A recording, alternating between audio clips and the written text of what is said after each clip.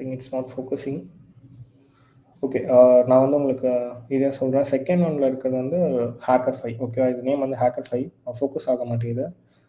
நான் இதில் வந்து கனெக்ட் பண்ணுறேன். ஸோ கனெக்ட் பண்ணிட்டு வெளியே வந்துடும். ஓகேவா, இப்போது HackerFi ஆப் ஓப்பன் பண்ணுறேன். க்ளோஸ் பண்ணி ரீஓப்பன் பண்ணுறேன் நான்.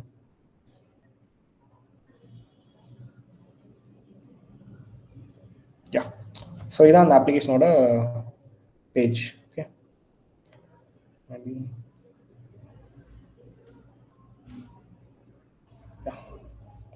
Okay fine.